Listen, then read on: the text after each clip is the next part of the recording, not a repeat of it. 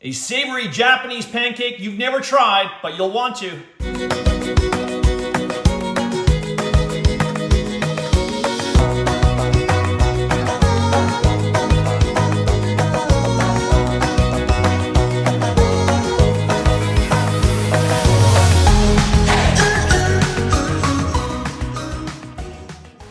Hey, Chef Des coming at you from my kitchen again, and yeah, today we're gonna make okonomiyaki. What is that? Okonomiyaki is a savory pancake, and I'm telling you, it is delicious. You'll find this on the website at bcegg.com, and I highly encourage you to make it. I'm gonna show you the recipe in full, show you how I like to prepare it, and there's a variety of different toppings that you could put on at the very end. That's going to be amazing, and just wait till you see this. And it's so simple. Let me show you.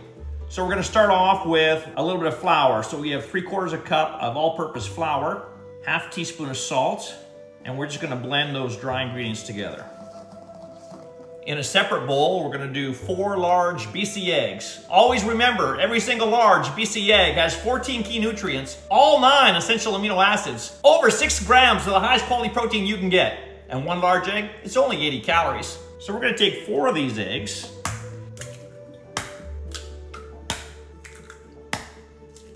putting them in a separate container, and what we're gonna beat them with is a 1/2 cup of chicken stock. And you just want those eggs thoroughly combined with that chicken stock. Then what we're gonna do is we're gonna add that egg mixture into the dry mixture. And then combine it thoroughly. The great thing about this is that there's no baking powder, no baking soda that's going to react, and then you would have a limited time to get this in the pan. There's none of that. So you can just beat this thoroughly and then just let it sit, get the pans warmed up, and you're ready to go whenever you like. But get this thoroughly combined so it's nice and smooth. And already you're noticing that this is not your typical pancake because there's no sugar. We put chicken stock in there, so it's gonna be completely different. We're going to continue on that pathway of making this completely different by adding 3 cups of shredded cabbage, any kind of cabbage you like, a couple of green onions that have been sliced, and 4 strips of crumbled cooked bacon. And we're just gonna fold those ingredients in. You wanna make sure this is thoroughly combined, that the cabbage, the bacon, all that is covered with that beautiful BC egg mixture.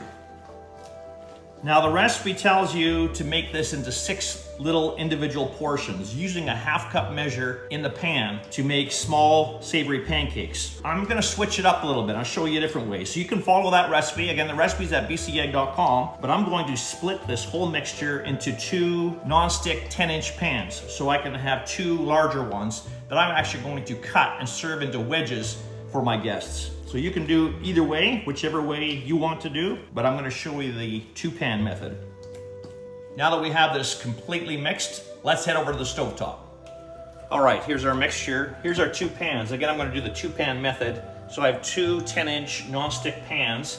And in the recipe, it'll tell you to add canola oil to the pan for making these. What I like to do instead, because I had to cook off that bacon anyway for the ingredient, I reserved my bacon fat and I split it about a tablespoon each per pan, and I have the pans heating up now, medium-high heat. You want a fairly high heat for this so we can get a nice browning so the whole pancake sets and we're able to flip it over very easily. And that browning, that caramelization is gonna give you extra flavor. So we're gonna make sure that when the pan is hot, I'm gonna roll the fat around to make sure it's getting all the way coated on the bottom and just up the sides a little bit as well.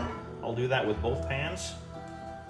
Once we know the pans are hot, I'm just going to divvy this out between the 2 pans. Again, in the recipe, you would do a 1/2 cup each and make 6 little small pancakes. Just going to make sure it's even by spooning 1 at a time into each pan, and then I'm just flattening it out as I go along. All right, and make sure you get all of it out of the bowl. Beautiful. And you want to cook these for about 3 or 4 minutes, but what you're really looking for, cooking is never time. Cooking is always a visual, an internal temperature, a texture change. So what you're looking for is for the bottom of these to be nice and golden brown, that caramelization we talked about. That's what you're looking for. Once you have that happening and the pancake is set on the one side, you're going to take a flipper and gently get underneath and flip it over. But I'll show you that part.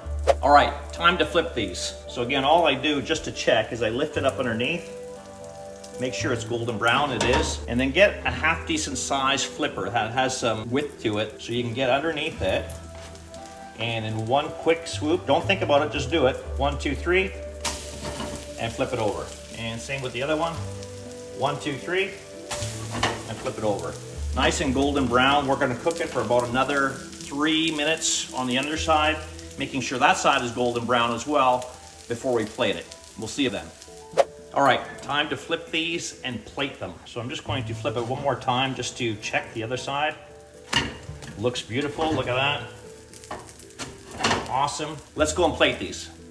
All right, here we go. Oh, I'm so excited. So we're just gently slide that one out onto a plate. We'll do the same with this one. Just gotta get underneath. Slide it out.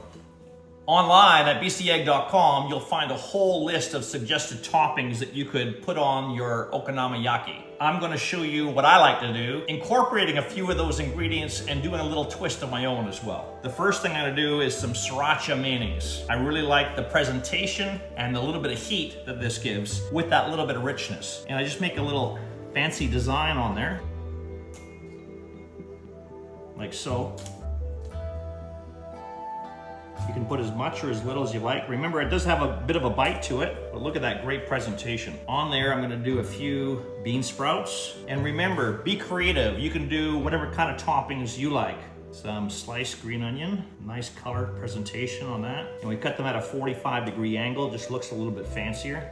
Some bonito flakes. These are amazing. Get to a local Asian grocery store and find these. It just adds such an incredible flavor to the top of these. It's amazing. A little bit of pickled ginger. And a little sprinkling of toasted sesame seeds on top. This looks so fantastic, and wait till you taste it.